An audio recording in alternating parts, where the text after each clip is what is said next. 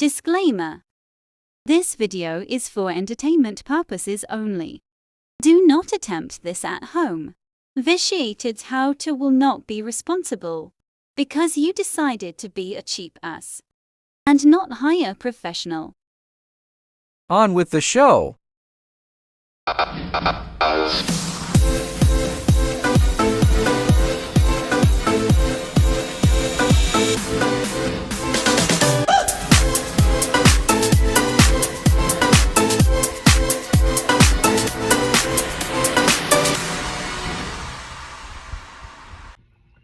Welcome back. It's another glorious day on my channel. Well, here's my situation. If you went through some of my playlists, you know I have a GL450, a 2008 Mercedes GL450. Well, I've done some work to it. It's obvious, you've seen here and there and everywhere. Well, my recent issue was somehow or another, it ended up with water in the battery compartment, which is kind of weird. I had never heard anything that could ever happen to that.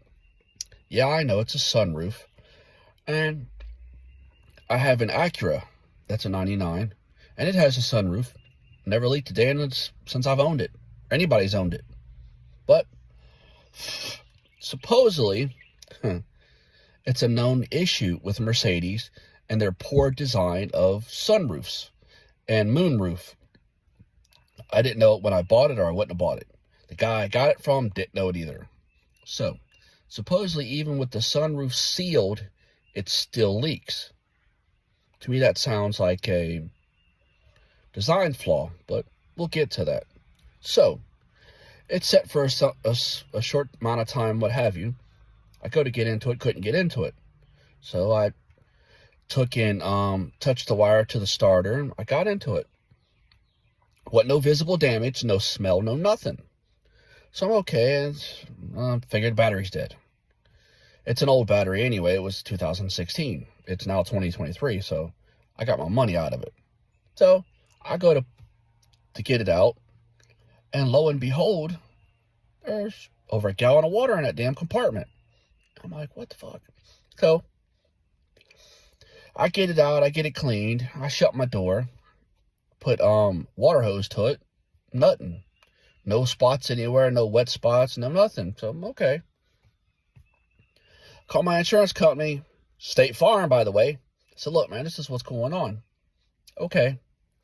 So we take it to the dealership, and then the dealership, because they don't know what's going on, instead of saying what the actual issue is, they try to snowball me and get me into replacing more shit than it needs to be. And they tell my insurance that. So now the insurance is claiming that it's a mechanical failure. I'm like, okay. So I did some research. Discovered it was a known issue. And most of the time what happens is they get messed up or bent up or what have you from the factory.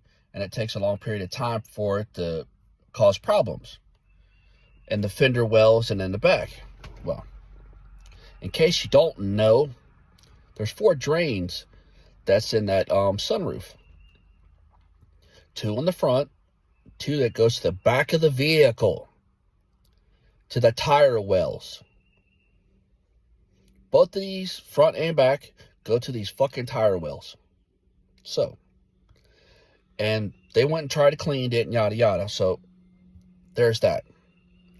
State Farm has a clause for this shit. For anything that has a recall on it, like the 2003 Dodge, their rear end has a clause, has a recall on it because it was a known issue.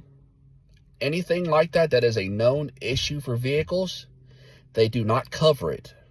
I don't remember the exact section. I think it's like section 13 or something.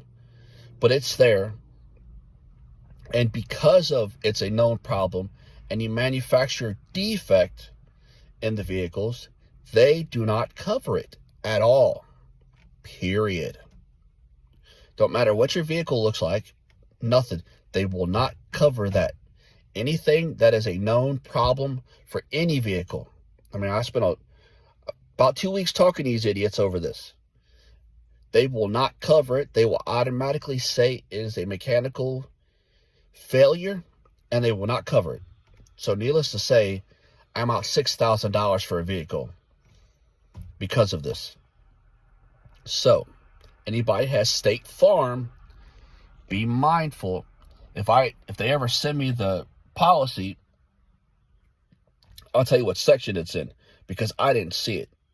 So be mindful. As far as I know, State Farm is the only one that's doing it, because I'm in a few Mercedes groups, and there's a few people that's had the same problem that I didn't know existed, and their insurance covered it.